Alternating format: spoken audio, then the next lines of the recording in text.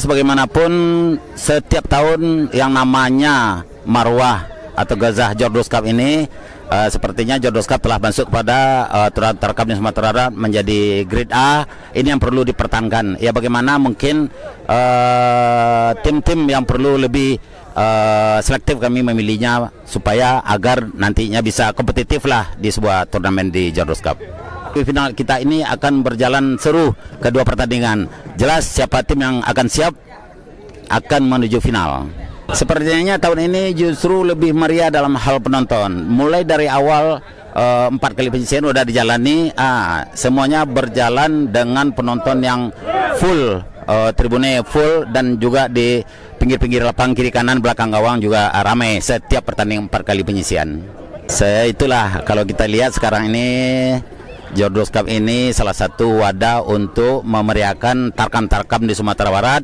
Ya, mudah-mudahan hendaknya kedepannya lebih banyak lagi Tarkam di Sumatera Barat. Ya, salah satunya Jordos tetap memeriahkan setiap tahun, ikut memeriahkan Tarkam-Tarkam di Sumatera Barat. Jelas bagaimanapun yang namanya telah kami adakan sebanyak 22 kali, tentu kami dengan pemuda-pemuda Nagari Sengayang yang insan sepak bola Nagari Sengayang ditunjuk sebagai panitia.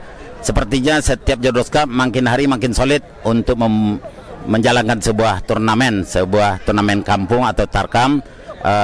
Halnya dalam ini panitia alhamdulillah solid kerja sampai mudah-mudahan sampai berakhir turnamen ini.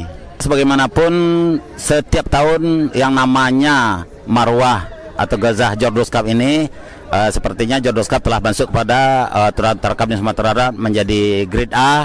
Ini yang perlu dipertahankan. Ya, bagaimana mungkin tim-tim yang perlu lebih selektif kami memilihnya supaya agar nantinya bisa kompetitif lah di sebuah turnamen di Jordos Cup.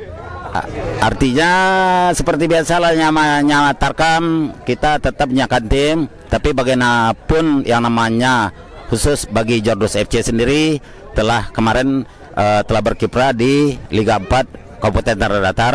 Ya, ini berencana kita akan langsung mendaftar ke Asprov Sumatera Barat untuk menjadi Jordos Cup, Jordos FC mendaftar di Liga 4 Provinsi Sumatera Barat untuk kedepannya.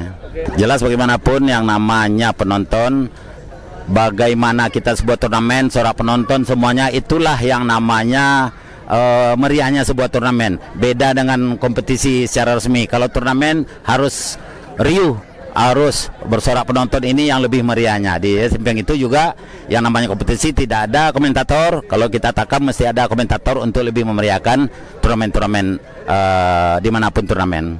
Terakhir ya mungkin selamatlah kepada tim-tim yang masuk ke semifinal. Yang pertama itu adalah Madorwu melawan MMP.